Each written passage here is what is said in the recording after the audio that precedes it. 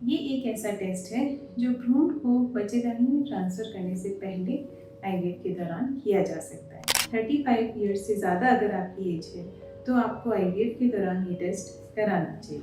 इस तरीके की चीज़ों को भी टेस्ट किया जा सकता है। तो जानिए अपने इनफर्टिलिटी एक्सपर्ट से।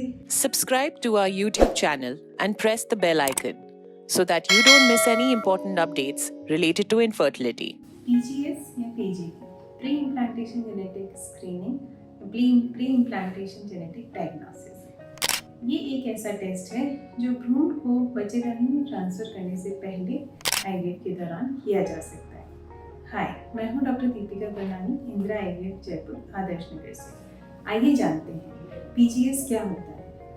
ये एम्ब्रियो की जेनेटिक टेस्टिंग के लिए होता है, जिसमें हमें ये मालूम चलता है कि जो हम बच्चा या भ्रूण बच्चेदानी के अंदर प्रत्यारोपित करने जा रहे हैं वो जेनेटिकली हेल्दी है अथवा नहीं।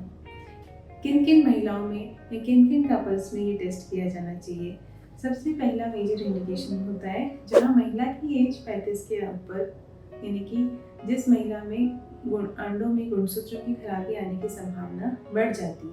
35 ईयर्स से ज़्यादा अगर आपकी एज है तो आपको आईवीएफ के दौरान ये टेस्ट कराना चाहिए। दूसरा इंडिकेशन, अगर आपकी फैमिली में कोई जेनेटिक डिसऑर्डर है किसी को, जैसे कि remote family member, second generation, third generation में कहीं कोई ऐसा इंसान है जिसमें कोई ब्लड की जेनेटिक बीमारी या कोई दूसरी बीमारी जिसका जेनेटिक रीज़न ना हो, या किसी के बच्चे को जिनमें कोई लॉस ऑफ प्रेगनेंसी हुई हो, ऐसे महिलाओं में भी ये टेस्ट किया जाना चाहिए। इसके अलावा अगर पुरुष की उम्र काफ़ी अधिक है, जैसे 40 के ऊपर, 45 के ऊपर अगर पुरुष की उम्र है, तब भी उसके शुक्राणु में जेनेटिक खराबी आने की संभावना हो सकती है और इसके लिए हमें एम्ब्रियो में टेस्ट किया जा सकता है। तीसरी चीज़ होती है जब आपके एज अ कपल 2 या 2 से ज़्यादा बार अबॉर्शंस हुए हों, इन्हें रिकरेंट प्रेगनेंसी लॉसेस हुए हों, या फिर 2 या 2 से ज़्यादा बार आईवीएफ फेलियर्स हुए हों।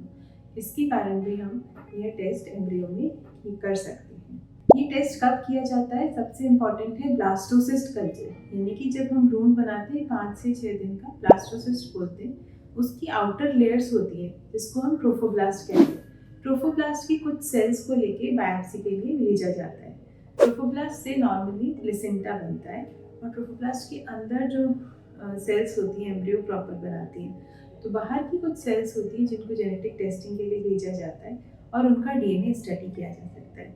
इसके ज़रिए हम थैलेसीमिया जैसी मेजर बीमारी, जिसके कारण बच्चे को काफ़ी बार ब्लड चढ़ाना पड़ता है और बच्चों की उम्र भी अधिक नहीं हो पाती, ये भी टेस्ट कर सकते हैं।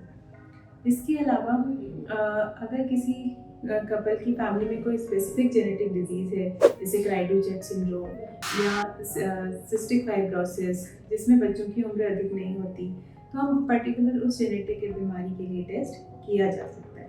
इसके अलावा रेगुलर स्क्रीनिंग होती है, वह जो 3-4 मेजर बीमारियाँ होती हैं, जैसे क्रोमोसोम्स की खराबी होती है, उनके लिए अपन टेस्ट करते हैं, जिसमें कोई क्रोमोसोम का लॉस या गेन हो, जैसे trisomy 21, Down syndrome, Edward syndrome, Patau syndrome. इस तरीके की चीज़ों को भी टेस्ट किया जा सकता है। तो जानिए अपने इनफर्टिलिटी एक्सपर्ट से पीजीटीए या पीजीएस के बारे में।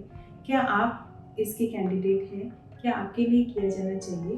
और आइए अपना इलाज कराएं। For more information, visit our website www.indiraivf.com or call 1-800-309-4410. Keep following us and leave your fertility-related questions in the comments below and get answers from Indira IVF doctors.